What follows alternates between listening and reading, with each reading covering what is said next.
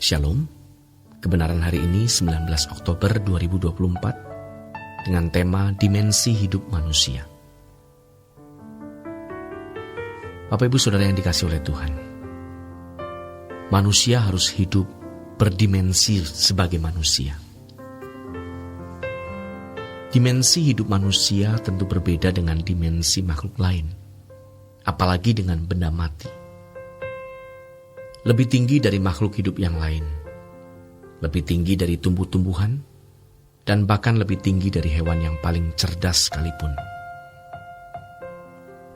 Manusia dengan kemampuannya berpikir dapat melakukan inovasi, menemukan hal-hal yang baru yang dapat menyejahterakan hidupnya, mempermudah hidupnya. Manusia sudah dapat menempuh jarak jauh dalam waktu singkat, mengatasi gelombang laut, mengatasi angin badai. Walaupun ada badai yang sulit ditanggulangi seperti tornado misalnya. Dimensi hidup manusia adalah dimensi hidup yang bisa sangat menakjubkan dan mengagumkan. Karena manusia diciptakan menurut gambar dan rupa Allah. Artinya manusia memiliki kemampuan yang Allah berikan lebih dari makhluk lain karena manusia diciptakan menurut gambarnya. Tetapi dimensi hidup manusia sehebat apapun, karena manusia sudah jatuh ke dalam dosa, terbatas dan akan berakhir. Satu kalimat tragis yang diucapkan Tuhan di Kejadian pasal 2, yang ternyata itu dialami manusia. Pada hari kamu makan buah itu, kamu akan mati. Jadi sehebat apapun, manusia akan mati. Keelokan manusia bagaimanapun juga, suatu saat akan berakhir.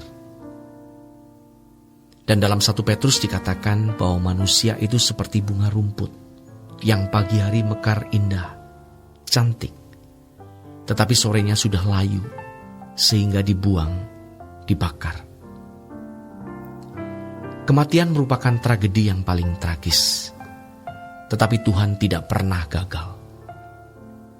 Tuhan merancang kehidupan di balik kematian, yaitu adanya fakta kebangkitan yang dikatakan dalam 1 Korintus 15, bahwa manusia akan dibangkitkan. Itulah sebabnya Paulus mengatakan, jika manusia tidak dibangkitkan, sia-sialah iman kamu, sia-sialah iman kita. Sebab kita yang percaya Yesus akhirnya akan mati juga jika manusia tidak dibangkitkan. Saudara terkasih, hidup manusia beroleh pengharapan karena adanya kebangkitan. Tetapi pengertian ini tidak dimiliki oleh semua orang. Ini hanya dimiliki oleh orang-orang percaya.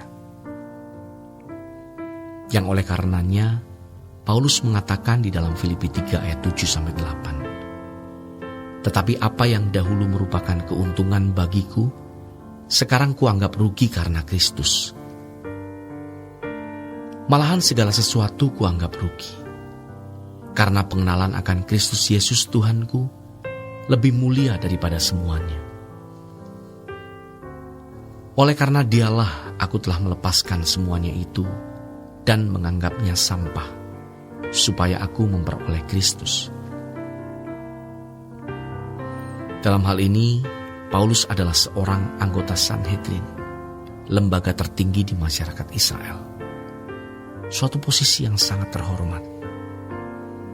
Tetapi semuanya itu tidak ada artinya ketika dia memperoleh Kristus. Selanjutnya dalam Filipi pasal 3 ayat 10, Paulus menulis, "Yang ku kehendaki ialah mengenal Dia dan kuasa kebangkitannya dan persekutuan dalam penderitaannya, di mana aku menjadi serupa dengan Yesus dalam kematiannya, supaya aku akhirnya beroleh kebangkitan dari antara orang mati." Semua Paulus lepaskan, karena semua menjadi tidak berarti demi supaya dia memperoleh kebangkitan. Ironis, orang Kristen yang mengerti kebangkitan, dimensi hidupnya tidak beda dengan mereka yang non-Kristen. Mereka tidak beda dengan orang yang tidak memiliki pengharapan.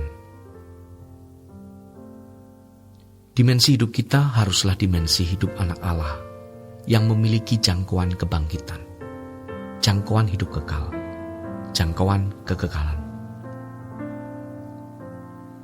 Alkitab berkata, jangan serupa dengan dunia ini. Gereja dan para hamba Tuhan bertanggung jawab untuk mengubah dimensi hidup jemaat. Kalau dimensi hidup jemaat tidak berubah, artinya gereja menipu.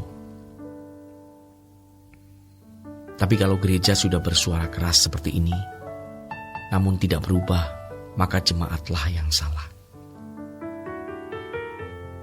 Jangan sombong. Yesus telah mati bagi kita, tapi bangkit. Dan kebangkitan Yesus menjadi pengharapan kebangkitan kita. Tuhan Yesus memperjuangkan kebangkitan itu dengan perjuangan yang hebat. Mengapa kita tidak punya kesukaan terhadap pengharapan tersebut? Tentu ada yang salah. Bahkan tidak sedikit pendeta yang dimensi hidupnya juga dimensi hidup manusia pada umumnya. Hanya bedanya dia menjadi pendeta, tapi dia belum menembus batas. Kenapa belum menembus batas? Pasti dua penyebabnya. Pertama, karena dia masih suka berbuat dosa. Entah dosa besar atau dosa kecil. Kristen yang benar itu harus suci dan semakin sempurna. Yang kedua, karena masih ada kesukaan di dunia ini. Kita bisa memiliki berbagai fasilitas hidup dan menikmati hidup, tetapi tidak perlu terikat dan jangan ingin memiliki. Yang penting bisa dilewati saja tanpa target. Demikian renungan hari ini. Tuhan memberkati.